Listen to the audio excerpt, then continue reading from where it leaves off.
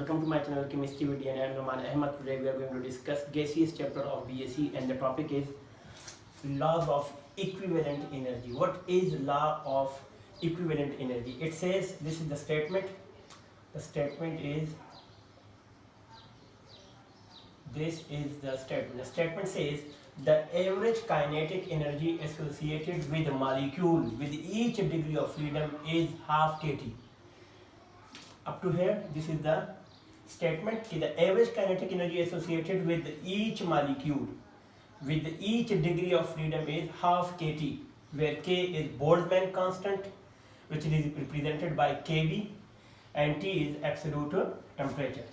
So mathematically we can express it. This is mathematical expression. This is mathematically expression. Okay, energies can be denoted with E or U, both are correct. So energy is equal to half mv square plus half mv square plus half mv square. Suppose energy is 90 joule.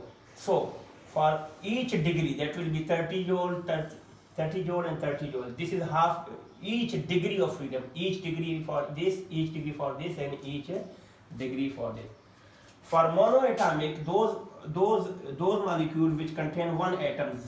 For monoatomic, what are the monoatomics? Monoatomic gas like helium, neon, argon, krypton, xenon, radon. These have the kinetic energy that is half 3/2 kT. Suppose degree of freedom for monoatomic is 3, for diatomic is 5, for triatomic or polyatomic is 6. This is the degree of freedom, the value of F. In the previous lecture we have studied that for monoatomic the degree of freedom is 2, for diatomic 5, for polyatomic 6, and for polyatomic can be all of two types. One is linear, non-linear, one is non-linear. For non-linear the degree of freedom is 6, and we can say the linear molecule for polyatomic is 7. See, for monoatomic gas molecule the degree of freedom is, now see, half, actually it says half kT is the value. So if the for monoatomic atom is 3, if we multiply it with the 3, to 3/2 kT will be the answer for monoatomic gas molecule. For diatomic the degree of freedom, here we can say the degree of freedom is 3, here the degree of freedom for diatomic is 5, and here degree of freedom for non-linear molecule is 6, and here the degree of freedom for linear molecule is 7. So we will simply multiply this 3 with the half. So 3/2 kT, 5/2 kT for diatomic. Diatomic are those molecules like N2, O2, these are the molecules, H2, etc. For triatomic molecules mean some are non-linear, some are like SO2, SO3 and O3. SO3 and O3. These are the molecules of polyatomic molecule. So the degree of freedom is 6/2 kT, and for linear molecule is 7/2 kT.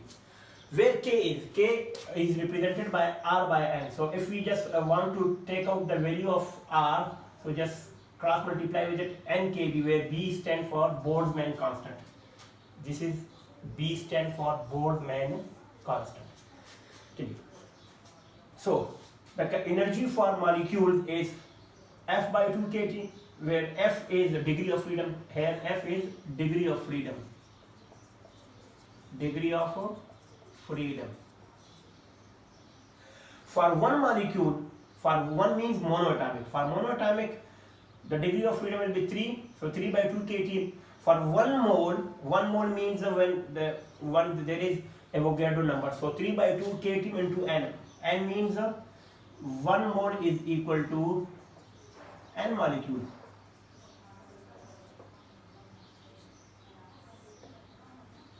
So here 1 mole will be equal to 3/2 kT into N, and K and N. Now see, N and K both can be replaced by R. So here we replaced K and N by R. And if there is an N number of moles, so we multiply the whole equation with N. So N F/2 RT, where F is the degree of freedom. This is the important relationship. So this was the law of equivalent energy. And there is some derivation, but derivation is not involved in our syllabus. So You have to remember the statement, general mathematical expression, and for monatomic, what is the degree of freedom with the diatomic, and for triatomic molecules. Just remember these things and your topic will be completed. Take a very good care of yourself. Assalamu alaikum.